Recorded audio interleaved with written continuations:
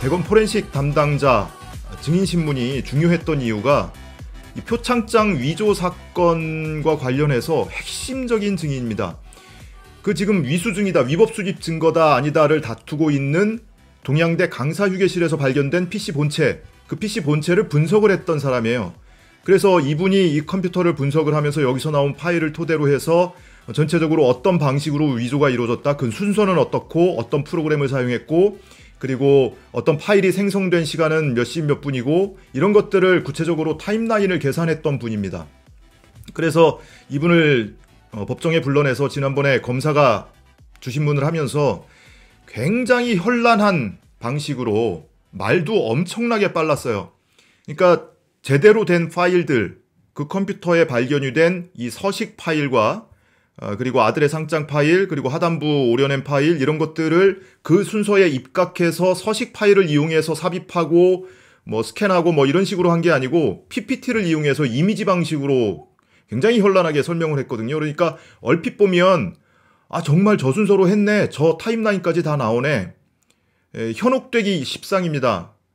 그런데 그것을 어제 변호인단이 반박하는 반대 신문이 있어서 유독 관심을 많이 가졌던 공판이었습니다. 왜냐하면 이 표창장 위조 사건과 관련해서 가장 분수령이 될 법한 증인신문이었거든요. 오늘 제가 말씀드릴 순서는 크게 세 가지 순서로 말씀을 드리겠습니다.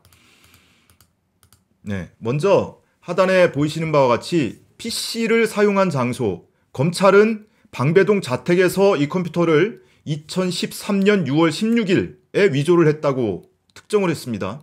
그러면 실제로 이 컴퓨터가 방배동에 있었냐 아니면 제3의 장소에 있을 가능성이 남아있느냐라는 게 또 하나의 쟁점이기도 하죠.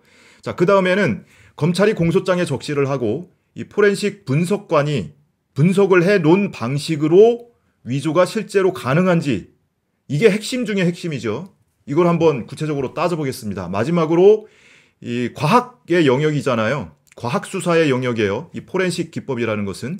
그런데 이 분석 보고서 자체가 오류와 왜곡으로 점철돼 있다. 그 내용도 한번 흔적을 찾아서 말씀을 드려보겠습니다. 검찰은 2013년 6월 16일 조국 교수의 방배동 자택에서 이 컴퓨터를 이용해서 위조를 했다고 주장을 하고 있습니다. 그런데 검찰이 그와 같이 주장하는 근거는 크게 두어 가지가 있는데요. 이 포렌식 분석 보고서에도 나와 있다시피 첫 번째는 IP 주소가 방배동 자택 것이다, 동양대 것이 아니다 라는 거고요. 자, 두 번째는 맥 주소, 이 네트워크 주소가 방배동에서 사용한 것으로 보인다. 대표적으로 이 두 가지입니다. 장소를 특정하는 방식 중에. 자, 그러면 먼저 IP부터 찾아보죠. 이미 나온 바가 있어요. 이미 앞선 공판에서 나온 바가 있는데 검찰은 동양대에서는 고정 IP를 사용하는데 이 컴퓨터에서 추출이 된 IP 주소는 동양대에서 사용하는 IP 주소가 아니다. 192.168.123. 뭐 땡땡땡 이런 식의 IP가 확인이 되는데 동양대에서 사용하는 고정 IP 주소가 아니다. 따라서 방배동에서 사용한 IP 주소다. 왜? 방배동에서 사용했던 컴퓨터와 IP 대역이 같기 때문에 이런 주장을 폈습니다. 자, 이 부분에 대해서는 한마디로 끝나요. 변호인도 막판에 그렇게 얘기를 합니다. 자, 한마디면 끝난다. 동양대에서 공유기 사용했다. 이 컴퓨터에서 나온 IP 대역이요, 192.168.123. 땡땡땡 이런 식으로 나갑니다.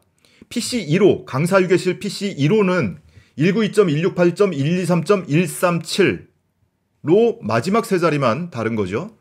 강사휴게실 PC 2호는 192.168.123.5로 끝납니다. 그러니까 뒷번호 137이냐 5냐 이것만 다르고 앞에 9자리는 같습니다. 그런데 이 IP 대역이 당연히 동양대에서 사용하는 고정 IP 대역이 아닙니다. 이 IP 대역은 가상 사설 IP 대역이에요. 특히 이 IP는 공유기를 사용하면, 같은 회사 제품, 같은 기종을 사용하면 이 IP 대역이 9자리까지 똑같이 나온다는 거죠. 특히 192.168.123. 이 IP 대역은 삼성, LG, 그리고 유니콘 공유기에서 이 IP 대역이 생성이 됩니다. 그렇기 때문에 방배동과 동양대에서 같은 공유기를 사서 썼다면 같은 IP 대역이 나올 수밖에 없는 거죠. 이 포렌식 분석관이 분석해놓은 보고서에도 이 1호 PC와 2호 PC가 동일한 IP 대역을 사용했다. 따라서 지리적으로 같거나 인접한 위치에서 사용한 것으로 추정된다. 이렇게 분석을 해놨습니다. 그걸 근거로 해서 검사는 방배동 자택에서 사용한 컴퓨터라고 주장을 하는 건데 공유기가 사용됐기 때문에 동양대에서 얼마든지 이 IP가 나올 수 있다라는 거예요. 자, 두 번째 맥 주소입니다. 어제 인터뷰 영상을 올려놨더니 많은 분들이 댓글로 이 포렌식 분석관의 주장 또는 검사의 주장을 아주 가볍게 반박을 해주셨어요. 여러분이 알고 있는 바와 같습니다. 이 맥 주소라는 것은 네트워크 주소뿐만이 아니고 어떤 회사의 메인보드, 어떤 회사의 제품인지 그 제품을 식별하는 번호로 부여가 됩니다. 앞자리 6번호를 분석을 해보니까 아수스라는 컴퓨터에 부여되어 있는 식별 번호라는 겁니다. 강사유계실 PC 1호와 2호는 아수스 제품입니다. 동양대는 학교에서 공식적으로 직원들에게 나눠주는 PC는 삼성 것만 쓴다고 해요. 그런데 이 PC는 삼성 게 아니고 아수스 겁니다. 왜? 정경심 교수가 지인으로부터 기증을 받아서 개인적으로 사용했던 컴퓨터고 필요시에 동양대 어학교육원 등에 가져다가 사용했던 컴퓨터이기 때문에. 그리고 두 번째 테마입니다. 위조 가능 여부. 검찰이 공소장에 적시한 방식으로 그리고 이 포렌식 분석관이 분석 보고서에 담아놓은 방식으로 위조가 가능하냐. 이게 핵심이죠. 그걸 한번 따져보지요. 이것이 지금 검찰이 주장하고 있는 타임라인입니다. 검찰이 주장한 것뿐만이 아니고 여기에 담겨있는 이 흐린 글씨로 써있는 부분 있죠. 이 부분은 검찰이 누락한 부분이에요. 꼭 필요한 과정인데 누락돼 있는 것. 그것까지 포함을 해서 제가 한번 말씀을 드려볼게요. 이 아들 상장을 스캔해서 딸의 상장을 완성하기까지의 과정입니다. 자, 우선 첫 번째 경로로 이 시간도 함께 보셔야 돼요. 2013년 6월 16일 오후 4시 20분에 스캔 이미지를 전체 캡처합니다. 아들 상장 스캔한 것을 전체 캡처를 해요. 그래서 총장님 직인.png 파일이라는 이름으로 저장을 합니다. 자, 두 번째 20분 뒤에요. 오후 4시 40분에 앞서 캡처한 총장님 직인.png 라는 파일. 이 png 파일이고 제목은 총장님 직인이라는 파일이지만 아들 상장 전체를 캡처한 파일입니다. 그러니까 아들 상장이에요. 딱 보면. 그 캡처한 아들 상장 파일을 워드 문서에 삽입합니다. MS 워드 문서에 삽입을 해요. 그러고 저장을 했는데 문서2.docx라는 이름으로 저장이 됩니다. 그래서 여기는 저장을 누를 때 파일명을 입력을 하지 않고 그대로 저장을 해서 문서1이라는 다른 파일이 있으니까 자동으로 문서2라는 이름으로 저장이 된 것으로 추정이 됩니다. 그리고 6분 뒤 오후 4시 46분에 이 상장 하단부를 캡처합니다. 워드 문서에 삽입한 아들 상장이 있잖아요. 그 워드 문서 상에서 상장 하단부를 capture를 해요. 그 캡처한 파일의 이름을 총장님 직인.jpg 파일로 저장합니다. 대문자 jpg예요. 자, 그러니까 요 3단계, 1단계부터 3단계까지를 주의 깊게 관심을 갖고 보세요. 처음에 png 파일을 만듭니다. 총장님 직인.png. 근데 이 직인.png 파일은 아들 상장 전체를 캡처한 파일이에요. 그 다음에 MS 워드에 집어넣고 MS 워드 상에서 하단부를 캡처해서 총장님 직인.대문자 jpg라는 이름으로 입력을 합니다. png가 jpg로 바뀌는 거예요. png는 전체 상장, jpg는 하단부 직인부. 자, 그 다음에 네 번째와 다섯 번째는 검찰의 주장에서 누락되어 있는 부분입니다. 뭐냐면 이런 방식으로 이 표창장을 위조하기 위해서는 이 캡처한 총장님 직인.jpg 파일에서 하단부에 노란 띠 부분이 생성이 되거든요. 이 노란 띠 부분을 삭제해야 됩니다. 이미지 프로그램, 포토샵 등의 이미지 프로그램을 활용을 해서 하단부에 노란 띠를 삭제를 해야 돼요. 이런 이미지 보정 작업을 거쳐서 다섯 번째는 양식 상장 1.hwt라고 하는 동양대 상장 양식 파일에 집어넣어야 됩니다. 그런데 이 상장 양식 파일에 집어넣을 때 잘게 셀이 나눠져 있단 말이에요. 이 셀 안에 이 JPG 파일이 들어가느냐 마느냐, 이것이 또 지난번에 논란거리 중에 하나였죠. 근데 이 과정들이 지금 누락돼 있어요. 검찰의 공소 사실 또는 이 타임라인에서 누락돼 있다. 그러면은 이 HWP도 아니고 HWT 파일이에요. 로 파일이란 얘기인데, HWT 파일에서 뭔가를 입력을 하고 저장을 하면은 디폴트로 HWP 형식으로 저장이 될 거란 말이에요. 그런데 신기하게도 이 파일은 HWT 파일로 저장이 되어 있습니다. 어쨌든 이 양식 파일에 직인 하단부를 삽입을 하고, 그리고 그 삽입을 해서 인쇄를 하기 위해서는 맨 꼭대기에 있는 동양대 로고, 그리고 하단 좌측에 있는 음박 압인과 겹치지 않게 하기 위해서는 이 셀을 조정을 하고 삭제를 하고 오려내기를 하고 이런 과정들을 거쳐야 합니다. 이 표를 편집을 해야 돼요. 그게 바로 5번째에 있는 이 과정입니다. 이렇게 4번 항목, 5번 항목 이 두 가지 경로는 지금 타임라인에서 누락돼 있다. 자, 그 다음에 6번째입니다. 오후 4시 53분에 총장님 직인.jpg 파일, 하단부 오려낸 이 파일 있죠. 이 파일을 상장 양식 파일에 삽입을 합니다. 근데 편집 과정은 누락되어 있는데 삽입 과정은 아무튼 이렇게 저장했다고 나와 있어요. 그 다음에 7번째 1차로 완성을 합니다. 그 파일의 이름은 괄호 열고 양식 괄호 닫고 상장 대괄호 1.pdf 파일, 이렇게 저장을 해놓고 8번째로 오후 4시 58분에 위 파일 어느 단계에선가 파일을 수정해서 최종 완성본을 만듭니다. 이 파일이 조땡 표창장 2012-2.pdf 파일, 이게 바로 최종 완성본 파일이에요. 이 상태로 9번째 출력을 해야 되죠. 이 출력 기록까지 남아있어야 입증이 되는 거예요. 자, 이렇게 1번부터 9번 항목까지 있는데 4번 항목, 5번 항목, 9번 항목은 검찰의 타임라인에서 빠져있다. 이런 점 먼저 기억을 해두시고, 그 다음에 가장 먼저 시작이 된 1번 항목에서 4시 20분에 총장님 직인.png라는 이 캡처본이 만들어집니다. 그리고 맨 마지막 8번째 항목에 가면 4시 58분에 최종 파일이 만들어지죠. 조땡 표창장 2012-2.pdf 파일이 만들어집니다. 이게 4시 58분, 그러니까 최초의 아들 상장을 캡처해서 모든 과정을 거쳐서 완성본이 만들어지기까지 38분이 걸렸다는 얘기예요. 특히 3번 항목 보시면 4시 46분에 상장 하단부를 캡처한 총장님 직인.점 대문자 jpg 파일이 만들어지죠. 이 파일을 만들어서 최종 완성본이 만들어지기까지 불과 12분 만에 이 완성본이 나왔다는 겁니다. 우선 이 타임라인부터 여러분께서 한번 살펴보시고요. 중간중간에 제가 필요할 때마다 다시 이 타임라인을 보여드리도록 하겠습니다. 자, 위조 가능 여부를 따지고 있어요. 자, 첫 번째로 직인 부분을 어떤 방식으로 캡처를 해서 삽입을 했냐, 이 부분을 따져봤습니다. 포렌식 분석 보고서에는 이 하단 직인 부분의 파일, 자, 이런 모양의 파일이 픽셀 값이 나옵니다.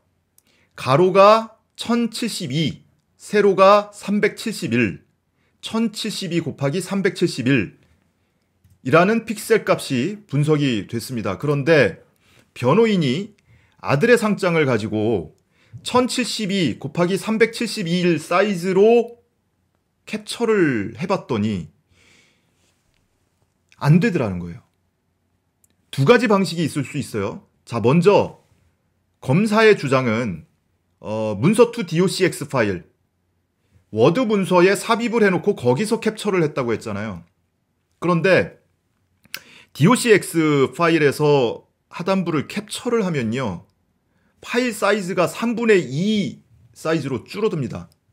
파일 용량이 줄어들어요. 그렇기 때문에 해상도에 심각한 문제가 생기겠죠. 그리고 docx 파일에 넣어서 하단부 371, 세로가 371 픽셀인데 이 사이즈로 자르기도 어려운 상황이고요. 자, 그러면 검사의 주장을 뛰어넘어서 방법을 찾아보자. 앞서 말씀드린 png 파일. png 파일은 아들 상장 전체를 캡처한 파일이에요. 이 PNG 파일에서 하단부를 캡처를 하려면 세로가 371이 도저히 나올 수가 없는 겁니다. 왜냐하면 371 사이즈로 세로를 캡처를 하면 이렇게 잘린다는 거예요. 하단에 노란띠가 들어가는 건 물론이거니와 좌하단에 있는 이 음박 아빈까지 함께 잘린다는 겁니다. 이렇게 잘라야 1072 곱하기 371 사이즈가 나오더라. 그러면 이 아빈은 어떻게 되는 거냐? 그러면 도대체 이건 어떡한 거냐? 그러니까 PNG 파일에서 캡처된 것이 아니다 라고 보여지고, 말씀드린 바와 같이 만약에 DOC 파일에서 캡처를 한다면 캡처해도 하단에 이렇게 누런 띠는 남을 거란 말이에요. 밑에 뭐 하얀 또 다른 배경이 더 있을 수도 있고. 그러면 이 노란 띠를 없애야 될 거 아닙니까? 없애려면 어떤 방식이 있습니까, 여러분? 이미지 편집 툴이 있어야 되죠. 포토샵 대표적으로. 이 편집 툴이 있어야 이 부분을 삭제를 할 거 아닙니까? 누군가 포토샵을 해서 이용을 했다는 건데 한글 파일도 한글 프로그램도 제대로 못 쓰는 정경심 교수가 포토샵을 사용한다는 것도 입증된 바가 없고, 더더군다나 이 컴퓨터에서 포토샵을 비롯한 이미지 편집 툴은, 편집 프로그램이 사용된 흔적은 전혀 없다는 겁니다. 자, 그 다음에 그러면 어떤 프로그램을 이용해서 캡처했냐? 이거는 2013년도의 일입니다. 그 당시에 이 컴퓨터에 어떤 캡처 프로그램이 사용됐느냐? 그것도 분석 보고서에 나와 있어요. 알캡처 프로그램을 사용했다. 알캡처, 이 이스트 소프트에서 만들어낸 알캡처 프로그램을 사용해서 캡처를 했다라는 거예요. 아들 상장을 전체를 놓고 DOCX 파일에서 넣든 뭐 안 넣든 어떤 방식으로든 알캡처 프로그램을 이용해서 하단부 캡처를 했다. 자, 그런데 이 부분도 이 분석 보고서에 오류가 발견이 됩니다. 알캡처라는 프로그램을 이용을 해서, 툴을 이용을 해서 캡처를 하면 이 캡처한 파일의 이 퀄리티, 품질값이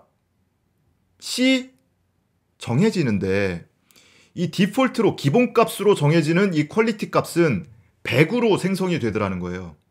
이 품질값을 분석해내는 프로그램이 또 따로 있습니다. 그래서 변호인이 그 프로그램을 이용을 해서 분석을 해봤더니 디폴트 값이 알캡처를 이용하면 품질값이 100이 나오는데, 이 총장님 직인점 JPG, 검찰이 주장하다시피 하단부를 오려낸 이 파일의 품질값은 75밖에 안 되더라. 무슨 얘기예요? 알캡처를 이용해서 캡처한 파일이 아니라는 겁니다. 캡처한 방식을 검찰이 입증을 못하고 있는 거예요. 포렌식 담당관이 분석 보고서에 자기가 직접 기재를 해놓은 알캡처 프로그램으로는 캡처한 것이 아니다. 더더군다나 용량도 크게 차이가 납니다. 실제 변호인이 이 캡처를 해봤더니 품질값도 100이 나오거니와 파일 사이즈도 110KB 나오는데, 이 JPG 파일은 파일 사이즈도 37KB 안 나오더라. 그러니까 품질값이 100이 안 나오고 75로 떨어지니까 파일 사이즈도 확 작아진 겁니다. 결과적으로 총장님 직인점 JPG 파일은 알캡처로 캡처해서 생성된 것이 아님이 명백하다라는 것이 변호인의 주장이었습니다. 그럼 출력을 해야 될 거 아니에요. 아까 보여드린 이 표창장 위조의 마지막 단계는 출력을 해야 될 거 아닙니까? 출력을 해서 제출을 해야 될 거 아니에요. 입시에. 근데 이제 출력을 어떻게 했냐를 보니까 이 컴퓨터에 2014년에 포맷 이전에 HP 포토스마트 2600 시리즈가 사용된 흔적이 있더라. 그런데 변호인이 분석을 해봤더니 2013년 6월경에 이 프린터가 사용됐거나 또는 딸의 표창장을 출력한 기록이 전혀 발견되지 않는다. 이 분석 보고서의 오류 가능성, 그리고 고의적으로 왜곡한 것 아닌가 싶은 흔적도 몇 군데가 발견이 돼요. 이 분석 보고서에 보면 IP 그렇고 뭐 맥 주소 그렇고 뭐 이 프린터 드라이버 설치 또는 업데이트 기록 그렇고, 이 타임라인 작성 순서도 그렇고 결과적으로는 이 분석 보고자가 자기가 어떻게 추정을 하거나 추측을 해서 기재한 것이 이것이 과학적으로 입증된 사실인 양 기재가 돼 있어요. 수사관이나 검사는 뭔가 가설을 세워놓고 자신의 가설에 맞는 증거물들로 보강을 해서 이 가설을 탄탄하게 만들어서 재판장에게 제시함으로써 인정받는 그것이 기소와 공소 유지와 판결의 과정이잖아요. 그런데 포렌식 분석관은 과학수사의 영역이에요. 과학의 영역입니다. 팩트만 적어야죠. 그래서 혹시라도 다른 가능성이 있다면 그 다른 가능성이 있음을 열어놔야죠. 그런데 이분은 자신의 의견을 기재하면서 이것이 과학적으로 합리적 의심할 여지 없이 입증된 팩트인 양 확정적으로 기재를 해놓습니다. 이건 왜곡이죠. 그리고 앞서 보신 바와 같이 이미 오류가 상당 부분 발견이 돼요. 그나마 추정 또는 본인의 판단이라고 기재해놓은 부분에서마저도. 그런데 그 다른 가능성을 또는 다를 수밖에 없음을 변호사가 제시를 하고 입증을 하면 그거는 테스트를 안 해봤다, 실험 안 해봤다, 모르겠다, 다른 방식으로 그러면 했겠지. 본인의 보고서를 스스로 뒤엎는 이런 발언을 하고 있는 겁니다.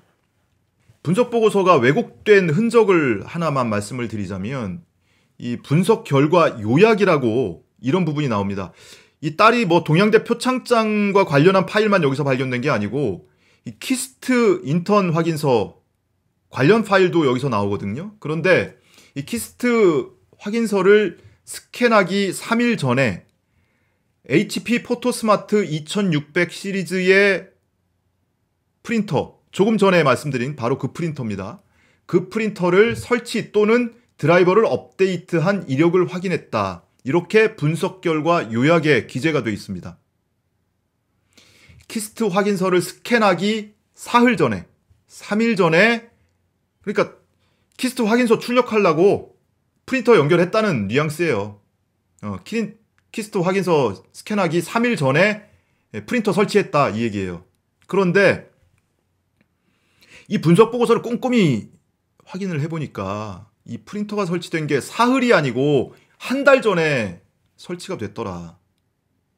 그런데 왜 3일 전이라고 기재를 해놨냐? 분석 보고 요약 서술을 3일 전에 설치를 했다고 확정적으로 서술을 해놨습니다. 왜? 혹시 이 키스터 인턴 확인서를 위조하기 위해서, 허위로 발급받기 위해서, 직접 만들기 위해서 프린터를 설치했다. 이렇게 보이게 하기 위해서 거짓 기재한 것 아니냐. 변호사는 따져 묻죠. 이거 왜곡이다. 왜곡이 아니죠. 이건 그냥 허위예요. 정경심 교수나 조국 교수가 만약에 어디 공문서에 이렇게 썼으면 허위 공문서 작성이라고 기소를 할 판이에요, 지금. 자, 이러다 보니 공판 말미에 재판장이 보기에도 참 기가 차잖아요. 검사 보고 만들어 보라고 3번을 주문을 합니다. 3번을. 제가 메모한 바에 따르면 가장 좋은 거는 눈앞에서 직접 만들어 보면 되는 거 아니냐. 검사가 아무 소리 안 해요. 나중에 또 얘기해요. 검사한테. 시간이 되면 검찰이 나중에 만들어 보면 좋겠다. 그랬더니 검사가 뭐라고 합니까? 만들 필요 없습니다. 이미 파일이 만들어져 있습니다. 이미 파일이 만들어져 있는데 우리가 왜 만듭니까? 법정에서. 그래서 제가 썸네일에 높이라고 써놓은 거예요. 여기서 끝난 게 아니에요. 재판장이 한 번 더 얘기를 합니다. 나중에. 검찰한테 이렇게 얘기를 해요. 실력 좋은 사람한테 법정에서 한번 만들어 보라고 해라. 오죽 답답하면. PC를 사용한 장소도 방배동 자택이라고 검사는 주장하고 있지만 방배동 자택이라고 특정되지 않는다라는 거고요. 그리고 검사가 공소장에 적시한 방식으로 또는 이 포렌식 분석 보고서에 담겨 있는 순서와 방식으로 그 프로그램과 툴을 사용을 해서 위조하는 것은 불가능하다. 여러 단계로 불가능하다는 것이 확인이 되죠. 그다음에 세 번째, 무슨 의도인지 모르겠으나 대검에 근무를 하고 있는 포렌식 분석관의 분석 보고서가 오류와 왜곡으로 점철돼 있더라.